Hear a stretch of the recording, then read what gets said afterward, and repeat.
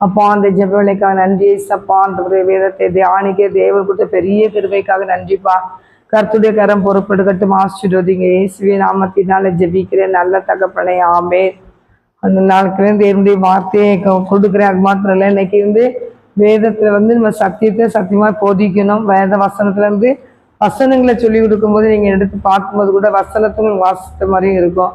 வசனம் பைபிள் வசனத்தை நம்ம வாசிக்கும் போது அதன்படி நடக்கிறதுக்கு நம்மளுக்கு ஆவியான ஒரு உற்சாகப்படுத்துவார். அதனால கர்த்தருடைய பிள்ளைகளாகி நீங்க வேதத்தின்படி என்ன செய்யணும், நடக்கணும். வேத வசனத்தை ஒவ்வொரு நாளும் என்ன செய்யணும், படிக்கணும். அப்படி படிக்கும்போது கர்த்தர் பெரிய காரியங்களை செய்வார். உங்களுக்கு கர்த்தருடைய வார்த்தை மனசுக்குள்ள உள்ள போகும்போதே உங்களை ஆண்டவர் உயிர்ப்பிப்பார். உயிர்ப்பிக்கிற வேலை நடந்துகிட்டு இருக்கும். ஆண்டவர் வசனங்களை வாசிக்க வாசிக்க வசனம் உள்ள போக போக ஆண்டவர் நமக்குள்ள கிரியை செய்துக்கிட்டே இருப்பார். ஆவியானவர் நமக்குள்ள இருக்கிறவர் கிரியை செய்துக்கிட்டே இருப்பார். அதனால கர்த்தருடைய பிள்ளைகளை நீங்க நல்ல வசனத்தை வாசிங்க. வேத வசனத்தை நீங்க வாசிச்சுக்கிட்டே இருங்க. வாசிக்கிறதுனால உங்களுக்கு ஒரு பெரிய ஆசீர்வாதம் காத்திருக்குது. வேதத்தை இரவும் பகலும் தியானிக்கிற மனுஷன் பாக்கியவான், அவன் கையின் பிரேசம் சாப்பிடான், செய்கிற எல்லாம் பாக்கியம் அப்படின்னு போட்டிருக்காரு ஆண்டவர். அது மாத்திரம் நீர்ப்பாய்ச்ச நீர்கால்களின் ஓரமாக நடப்பட்ட மரத்துக்கோடு இருப்பான், செழிப்பான் பைபிள போட்டிருக்கு. அதனால நீங்க வேதத்தை நீங்க எப்போனாலும் சும்மா இருக்கும்போது வேதத்தை பைபிள் எடுத்து நீங்க படிங்க. ஆண்டவர் நிறைய ஆலோசனைகளை கர்த்தர் அடிச்சுவார், நமக்கு தருவாரு. இந்த நாளிலேயே சங்கீதம் 33 சங்கீதத்தை நான் வாசிக்கிறேன், நீங்க கேளுங்க. அல்லேலூயா அல்லேலூயா.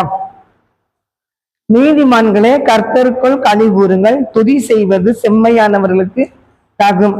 கர்த்தர் நீதிமான்களே கர்த்தருக்குள்ள என்ன செய்யணுமா, களி கூறணும். நம்ம கர்த்தருக்குள்ள தான் களி கூறணும், தவிர வெளியே நம்ம ஆண்டவர் விட்டுட்டு தேவையில்லாத காரியத்தை நம்ம என்ன செய்யக்கூடாது, நம்ம களி கூறக்கூடாது. ஆண்டவர் முன்னால வச்சு என்ன செய்யணும், நம்ம நடக்கணும். சுரமண்டலத்தினாலும் கர்த்தரை துதித்து 10 நரம்பு வீணையினாலும் அவரை கீர்த்தனம் பண்ணுங்கள்.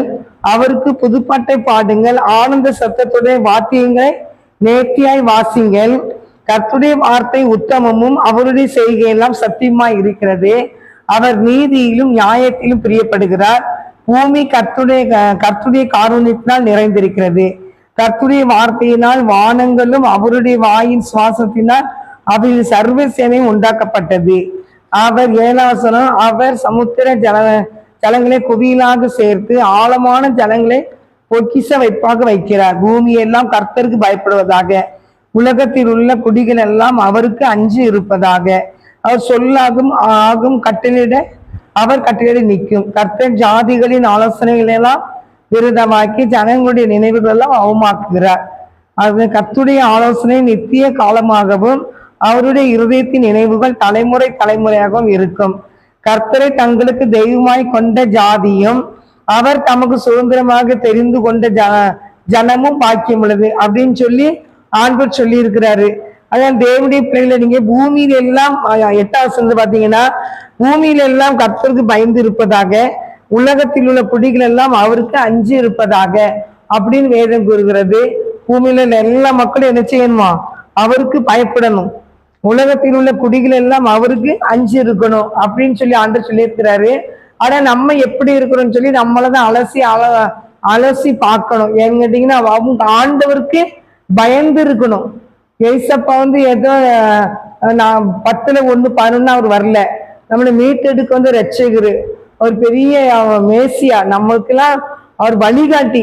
அப்ப அவருக்கு என்ன செய்யணும், நம்ம கொடுக்க வேண்டிய கணத்தை என்ன செய்யணும், கொடுக்கணும். நான் பிதாவானால் என் கணம் எங்கேன்னு பிதா சொல்லியிருக்கிறாரு.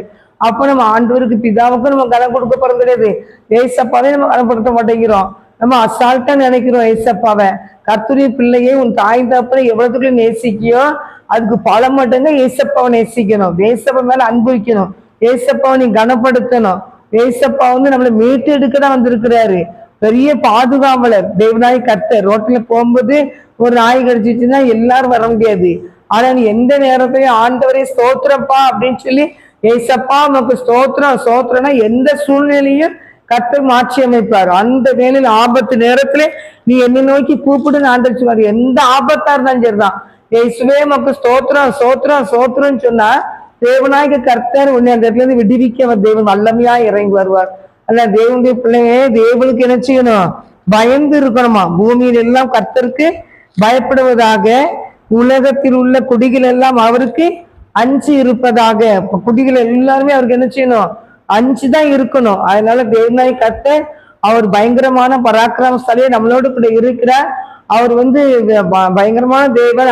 அவர் அந்த தேவனுக்கு முன்னாடி என்ன செய்யணும்னா நம்ம பயந்து இருக்கணும், அஞ்சு இருக்கணும்னு வேதம் கூறுகிறது. அதே வசனத்தை அதுதான் பைபிள் எழுதி கையில கொடுத்துருக்குறாங்க. நம்ம அதை பொருட்டா எடுக்கவே மாட்டேங்கிறோம். ஆனா தேவனுடைய பிள்ளைகளாகிய நீங்களும் நானும் ஆண்டுடைய வசனத்துக்கு நம்ம என்ன செய்யணும்? முக்கியத்துவம் கொடுக்கணும். முதலிடம் பைபிள் தான். முதலிடம் பைபிள் தான். பைபிள் இல்லைன்னா ஒண்ணுமே கிடையாது. ஆண்டுடைய வார்த்தைக்கு நீங்க கீழ்பட்டீங்க. யாரா இருந்தாலும் சரிதான், ஏசப்படி பைபிள் எடுத்து நீங்க வாசிக்க ஆரம்பிச்சிட்டாலே நீங்க பேதையா இருந்தாலும் உங்களை ஞானம் உள்ளவனா கர்த்தர் மாற்றுவார். ஞானம் இவங்களுக்கு இந்த ஞானம் எப்படி வந்துச்சுன்னு பேதுரு பத்தி கேட்பாங்க. பேதுரு வந்து எல்லா இடத்துக்கும் ஆண்டவரை பத்தி சொல்லிக்கிட்டே இருப்பாங்க. அங்க வந்து அவ்வளவு சொல்லி ஆண்டவரை பத்தி சொல்லி ஞானஸ்தானம் கொடுத்து அவரு நல்ல மேடையில இருந்து பிரசங்கம் பண்ண மாதிரி பிரசங்கம் பண்ணிக்கிட்டே இருப்பாரு. அப்ப அங்க இருக்கிற ஒரு கூட்டம் நினைச்சுவாங்க, இவர் படிப்பறிவு இல்லாதவர், இவர் மீன் பிடிச்சுக்கிட்டு இருந்தவர், இவருக்கு எப்படி இந்த ஞானமெல்லாம் வந்துச்சு அப்படின்னு சொல்ற அளவுல கர்த்தர் மாற்றி வச்சிருப்பாரு. நீங்க பாத்தீங்கன்னா ஆண்டவர் இயேசுதான் அந்த ஞானத்தை கொடுக்குறாரு. தேவனுடைய பிள்ளைகளுக்கு நீங்க அவருக்கு பயந்து நடக்கும் போது, அவருக்கு அஞ்சு நடக்கும் போது அப்படிப்பட்ட ஞானத்தை அவர் என்ன செய்யறாரா? தருகிறாரா? சங்கீதத்துல கூட ஒரு வசனம் நான் பார்த்தேன், 19ஆம் சங்கீதம் நினைக்கிறேன். அதுல கூட பாத்தீங்கன்னா 19ஆம் சங்கீதத்துல 7ஆம் வசனம் போட்டிருக்கோம். கர்த்தருடைய வேதம் குறைவற்றதும் ஆத்மாவை உயிர்ப்பிக்கிறதுமா இருக்கிறது. கர்த்தருடைய சாட்சி சத்தியமும் பேதையை ஞானியும் ஆக்குறது. அவருடைய வசனம் வந்து கர்த்தருடைய வேதம் குறைவற்றதும் ஆத்மாவை உயிர்ப்பிக்கிறதுமா இருக்கிறது. கர்த்தருடைய சாட்சி சத்தியம், பேதையை அது ஞானியாக்குதான். பேதை நினைச்சுதான் அது ஞானியாக்குதுன்னு சொல்லி வேதத்தை போடுறது. ஞானியமாக்குறது. கர்த்தருடைய நியாயங்கள் செம்மையும் இருதயத்தை சந்தோஷிப்பிக்கிறதுமா இருக்கிறது.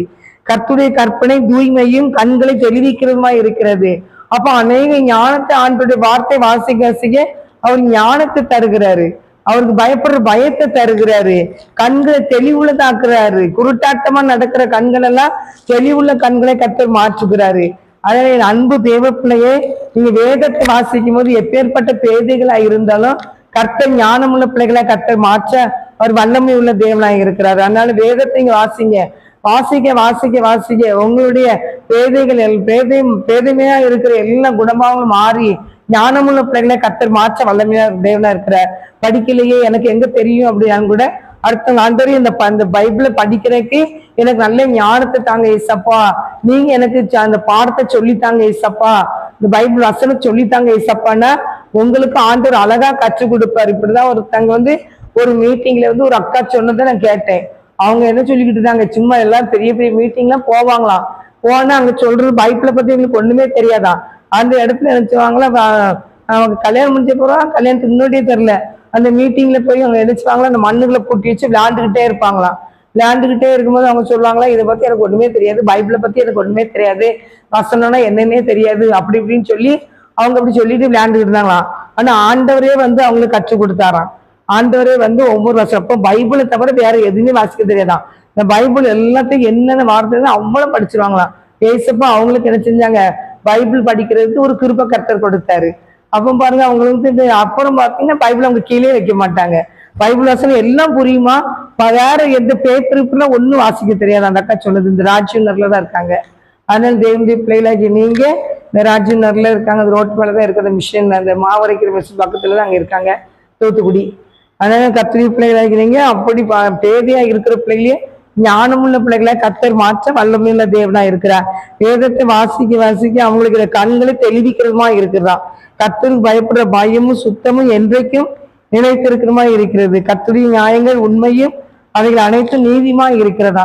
அதனால தேவனுடைய பிள்ளைகளாகி நம்ம உண்மையா ஒரு வசனத்தை வாசிக்க வாசிக்க நம்ம எவ்வளவுதான் பித்தல் பெரட்டி பேசுறவங்களா இருந்தாச்சுதான், பொய் சொல்றவங்களா இருந்தாச்சுதான் அவங்களை இணைச்சி வேற ஆண்டவர் அவங்களுக்கு ஒரு ஞானத்தை ஆண்டவர் கொடுக்கிறார், அவங்க தெளிவிக்கிறது. கர்த்தருடைய நியாயங்கள் உண்மையும் அவைகள் அனைத்தும் நீதியுமா இருக்கிறது, நீதியா இருக்குது. அதை நீங்க வாசிக்க வாசிக்க நம்மளுக்கு ஆண்டவர் எல்லா நீதியிலையும் கற்றுக் கொடுக்கிற தேவனா இருக்கிறாரு. 10ஆம் வசனம் போட்டிருக்கு, அவைகள் பொன்னிலும் மிகுந்த பசும் பொன்னிலும் விரும்பப்படத்தக்கதும் தேனிலும் தேன்குட்டிலிருந்து ஒழுகும் தெளித்தேனிலும் மதுரமா உள்ளது. அன்றியும் அவைகளால் உமது அடியேன் நினைச்சேன், நான் அடியேன் என்ன பண்றேன், எச்சரிக்கப்படுகிறேன். அவைகள் கை கொள்ளுகிறதுனால் மிகுந்த பலன் உண்டு. அந்த அவருடைய வசனத்தை கை கொள்றதுனால எனக்கு மிகுந்த பலன் உண்டு அப்படிங்கிறாரு. அதனால தேவனுடைய பிள்ளைகளாகி நீங்க என்ன செய்யணும்? அவர் வசனத்தை என்ன செய்யணும்? அவர் வந்து அன்றியும் அவைகள் 11ஆம் வசனத்துல 19ஆம் அதிகாரம் சங்கீதம் 19ல 11ஆம் வசனம் போட்டிருக்கு. அன்றியும் அவைகளால் உமது அடியே எச்சரிக்கப்படுகிறேன் அவைகளை கை கொள்கிறதுனால மிகுந்த பலன் உண்டு. அப்ப அதை கை கொள்றதுனால மிகுந்த பலன் என்ன செய்யுது இருக்கு அப்படின்னு அவர் சொல்லியிருக்கிறார் தாவீது ராஜா. தேவனுடைய பிள்ளைகளாகி நீங்க வசனத்தை கை கொண்டு அதன்படி நடக்கும் போது மிகுந்த பலன் உங்க குடும்பத்துக்கு என்ன செய்யும் வரும். நீங்க எதிர்பார்க்காத ஆசீர்வாதங்கள் கண்டிப்பா வரும். வசனத்துக்கு முக்கியத்துவம் கொடுத்து வசனத்தை வாசிக்க ஆண்டவருக்குள்ள பலன். ஆண்டவரே என் பிள்ளை எப்போ பார்த்தாலும் என்னுடைய வசனத்தை எடுத்து வாசிக்கிறாங்க தியானிக்கிறாங்க அப்படின்னு ஆண்டவரே வேதத்தை நேசிக்கிற பிள்ளைகளை ஆசீர்வதிக்கிற தேவனா இருக்கிறாரு. அதுல இருக்கிற எல்லாம் நிறைய ஆலோசனைகளை நம்மளுக்கு கற்றுக் கொடுப்பாரு, நிறைய காரியங்களை கற்றுக் கொடுப்பாரு. உங்களுக்கு பைபிளை விட்டு வெளியே போறதுக்கே மனசு வராது. பைபிள் பக்கத்துலேயே வாசிக்கிட்டே இருக்கும் போல இருக்கும். அது வாசிக்க உங்க குடும்பத்துல ஆசீர்வாதம் பெருகும். நான் நிறைய பேர் சொல்லுவேன், பாடல் படிக்கிறதுனாலயே ஆசீர்வாதம் தான். கர்த்தருடைய பாடல், ஏசப்பாவுடைய பாடலை இன்னைக்கு உலக மனிதர்கள் என்ன பாட்டுலமோ படிக்காங்க. நீங்க ஏசப்பா பாட்டு டெய்லி ஒரு 3 பாட்டு நீங்க படிச்சுக்கிட்டே இருங்க. உங்க குடும்பத்துல இருக்கிற எல்லா இருளும் மறைஞ்சிரும். ஆண்டவர் வெளிச்சம் உண்டாக்கிடுவாரு. அது மாத்திரம் இல்ல, வேதத்தை வாசிக்க உங்க குடும்பத்துல புதிய ஆசீர்வாதங்கள் வர ஆரம்பிக்கும். ஆனா தேவ பிள்ளைகளை நீங்க வேதத்துக்கு முக்கியத்துவம் கொடுத்துக்கோங்க. ஆண்டவருடைய வசனத்தை வாசிக்கும் போது நம்ம கண்களை தெளிவிக்கிறவரா இருக்கிறாரு. பேதையா இருக்கிறவங்களுக்கு ஞானம் உள்ள பிள்ளைகளை கர்த்தர் மாற்றுகிறாரு. இந்த 19ஆம் சங்கீதத்துல இருக்குது, கர்த்தருடைய வேதம் குறைவற்றது ஆத்மா உயிர்ப்பிக்கிறவா இருக்குது.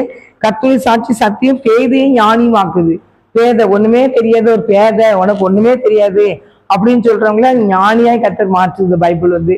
அதான் கர்த்தரி அன்பு சகோதர சகோதரிகள், நீங்க தேவனுடைய வார்த்தைக்கு முக்கியத்துவம் கொடுத்து இந்த நாளையில இருந்து பைபிள் வசனத்தை நீங்க வாசிங்க. கர்த்தர் உங்களை ஆசீர்வதிப்பார். ஆமென். கர்த்தர் கண்களை முடிச்சு ஜெபிப்போம். அன்பு தகப்பனே, இந்த வேலைக்காக நன்றி செலுத்துறேன் சப்பா. நீர் நல்ல ஒரு ஆண்டவரை உண்மை தேடுகிற பிள்ளைகளுக்கு ஒரு நன்மையும் குறைபடாதப்பா. ஆண்டவரே, வேதத்தை நேசிக்கிறவர்களுக்கும் வேதத்தை வாசிக்கிறவர்களுக்கும் மிகுந்த சமாதானம் உண்டு. நாங்கள் வேதத்துல பாக்குறோம் ஆண்டவரே. வேதத்தை நேசிக்கிறவங்களுக்கு மிகுந்த சமாதானம் உண்டு தகப்பனே. வாசிக்கிறவங்களுக்கு நீர் ஆண்டவரை நீர்கால்களில் உருமாட்டி மரத்தை அவன் செழிப்பார்ப்பான்னு வேதத்துல பார்க்கலாம். சங்கீதம் 1ல போட்டிருக்கப்பா. கர்த்தருடைய வேதத்துல பிரியமா இருந்து இரவும் அப்படி வேதத்தை தியானிக்கிற மனுஷன் பாக்கியவா. அவன் நீர்கால்களில் ஓரமாய் நடப்பட்ட மரத்தை போல இருப்பான் அப்படின்னு வேதத்துல பாக்குறோம்.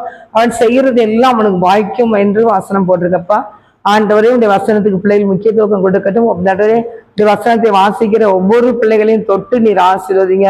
குறைகள் நிறைவாகட்டும், அற்புதம் நடக்கட்டும். அந்த பிள்ளைகள் குடும்பத்துல தேவனே உண்மை விசுவாசிக்கட்டும். அப்படியே கர்த்தர் செய்ய போற கிருபைக்காக நன்றி. ஆசீர்வதிங்க. இயேசுவின் நாமத்தினால ஜெபிக்கிறேன் நல்ல தகப்பனே. ஆமே. ஒவ்வொரு குடும்பத்தையும் ஆசீர்வதியும் ஆண்டவரே. ஒவ்வொரு குடும்பத்தையும் பேரா ஆசீர்வதிங்கப்பா. உங்கள் வல்லமை வெளிப்படட்டும். இயேசுவின் நாமத்தினால ஜெபிக்கிறேன் நல்ல தகப்பனே. ஆமே. ஜெபத்தை தந்த தேவனுக்கு கோடி சோத்திரம். தொடர்ந்து பொறுப்பெடுத்து நடத்தும் மையவிடும். இயேசுவின் நாமத்தினால ஜெபிக்கிறேன் நல்ல தகப்பனே. ஆமென். ஆத்துமாவே கர்த்தரை சோதரி, முழுவதுமே நாமத்தை சோதரி. ஆத்துமாவே கர்த்தரை சோதரி. கர்த்தர் செய்த சகல உபகாரங்களை மறவாதே. ஆமென். கர்த்தர் உங்களை ஆசீர்வதிப்பாராக. ஆமென்.